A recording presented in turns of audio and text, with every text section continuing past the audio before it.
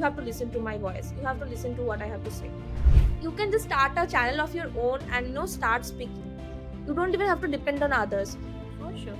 Arash Amani is a great example of how just speaking can make you a big name in the industry, right? I was afraid, like, how what will I say, what will I have to offer. But I just went for it anyway. I was like, let's just see how it goes. I will figure this out again. We say this is a male dominating ecosystem where we are living. Doing that for my clients, but I was just afraid of doing it myself. I was like, okay, the clients are coming, I don't need to push myself too much. Brand collaborations, such, podcast opportunities, speaking opportunities, and of course clients and business revenue, everything goes in when you have a strong brand yourself. So it's not just a gender issue, it's just the mindset of some certain people who are less corrupted in their mind, and you cannot just help them. So you just have to ignore them and focus on the positive. So, moving forward to my next question, being a founder or being a woman in a business world is feels like a dream project, but there are a lot of things that are invisible, right? That you have to push through. So, did you have to push invisible walls too as a woman founder, especially? Yeah, I think every woman who is doing something, be it in any field, it can be like any field, and they will be probably having some struggles of their own, because the world is built like that, unfortunately.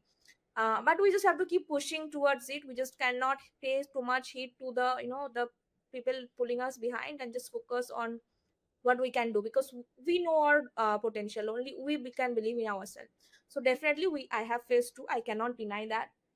Actually, especially in online world, in the beginning, you know there will be some people who will misuse the place of online business world and try to do the wrong things. I will not go much in detail right now, but there are people like that, especially men, and I have faced that kind of harassment, you can say, at the beginning. And I decided that I cannot work with men at that point. So my focus became only female founders, female coaches at that point. But slowly I also found like better and great male clients. So it's not just a gender issue, it's just a mindset of some certain people who are less corrupted in their mind, and you cannot just help them. So you just have to ignore them and focus on the positive. I have worked with great male clients. I have now such clients working with us, and the projects are going really well. So, yes, that is one problem that I have faced. Another is, of course, like when you are especially young, also, women also, they will try to, push your voice down, because they think you don't have much knowledge. But when you know what you're talking about, you have substance in your context, they will have to listen. There's no way out. You cannot, because they try, like, it's not even just probably intentional in most cases, but just that that's how subconsciously people behave. Like, if you're a woman, let me just lead and you just follow. That kind of attitude is of course always there. But I am someone who has always have had that kind of you know attitude, that if I am saying something wrong, please tell me my mistakes. But if I'm not, you have to listen to my voice, you have to listen to what I have to say. So I have also been very vocal always, all my life, very opinionated. It can trigger some people, but I don't care really. I just want to say what I have to say. For sure, you shouldn't care. We say this is a male dominating ecosystem where we are living, but it's not about men, it's not about gender. Sometimes a woman can make your life hell as well. It's just about the people you meet, the type of people, if the mindset they have, that is what it depends on, doesn't depend on anything else. It's all about mindset. It's all about mindset. I also believe that. Okay, so let's talk about your company. It's So your company name is Social Delight. Okay, so this is right now every company has some keyword and everything in their name, and your company has a very beautiful word, delight. So may I know the backstory of that? Definitely. Like, see, I would be honest, there's no like such, like, I cannot give you a fancy story behind it, because I just, it just came to me. It was like social was obvious because we were providing social management services. So I knew that I want to have the social name. and the delight just came on my mind, and I was like, I just have to. I was just probably lying down or doing some work that day, and just that name came out of my mind. And I was not even running an agency at that point. I was only freelancing. But I was like, I have to write this name down so that I don't forget it. So I just wrote that name down immediately, and I just bought a website domain with that name. I was like, let me just keep it, and I will see how go about it. And I just found that name very sweet, and it just makes sense somehow organically.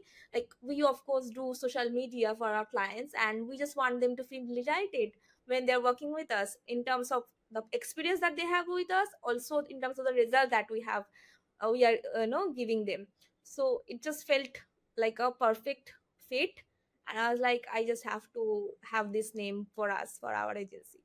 So yeah, and I do think that's a very sweet name, Social Light, and I do like it very much myself. So yeah, I think that's the background story, to be honest. That can make people understand what you do instead. So yeah, that's a very good name. Oh, let's wrap this up with two, three more questions. One of them is my favorite. You make content, you make brand or make people feature into Forbes. They also make podcasts. They have, but now you also have the mic, right? You are a keynote speaker and everything. Speaking in public, there are certain things you need to be careful of, you are afraid of. So there are, is there any tips or is there any tricks you want to share to someone who are afraid of going publicly, speaking publicly? Because speaking publicly is the fear everyone has, right? So I just want to have basic or something that you can share with the audience. Absolutely, it's true that that kind of fear lives in most people's mind. I had that too, and that was also the reason I started, doing it. I started, social media management for clients long before, but I was always afraid or shy to come in front of camera and create content for myself. It wasn't until even 2023 I started posting on LinkedIn, and it was only 2023 around I started creating video content. But by then video content was already booming, and I was doing that for my clients, but I was just afraid of doing it myself. I was like, okay, the clients are coming, I don't need to push myself too much. But then I realized that the potential here in the content space is huge.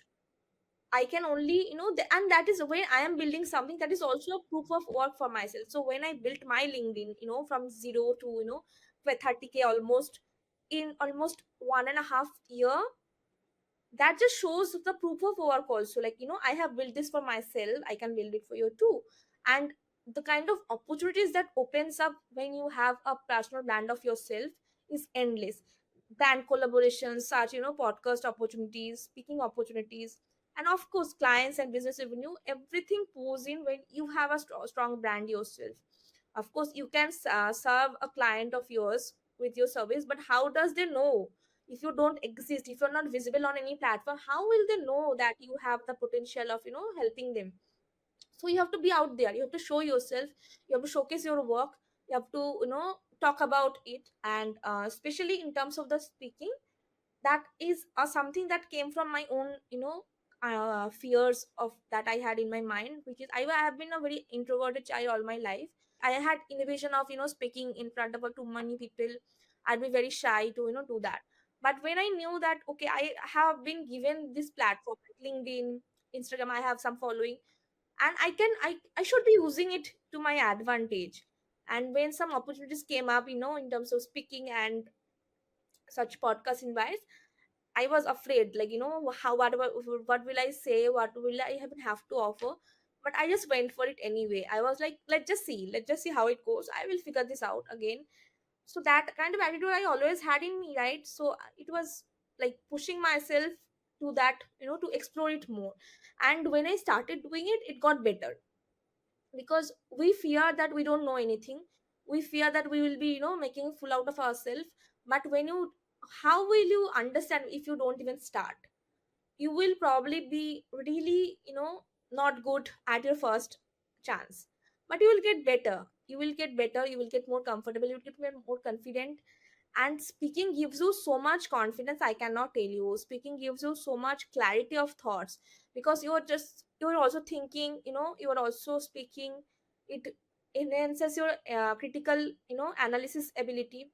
There are so many growth happens when you start speaking out in public. Of course, you need to be given a platform for it, but when you start building it slowly, you will get platforms. There are so many opportunities available these days on online world. There are networking events, there are, different kind of podcasts happening. You can just start a channel of your own and, start speaking. You don't even have to depend on others. So the opportunity is endless. I do think everyone must start their content creation journey in some way or other. It doesn't have to be, a perfect kind of way, but you just get started. You will figure this out. You will figure out what works for you. It probably is a text based content that works for better for you, or probably video content that works better for you, or you can start your own podcast channel, or you can do whatever that works for you. So you have to figure that part out. And in terms of tips, I would say, I'll be very honest, it will get better. It will be difficult at first. I cannot sugarcoat it, saying, okay, you will just know everything. You will not know everything, but you will figure it out. Just have that kind of self belief. Of course, there are so many things available. Chat GPT is available. There are so many, websites available to polish your skills.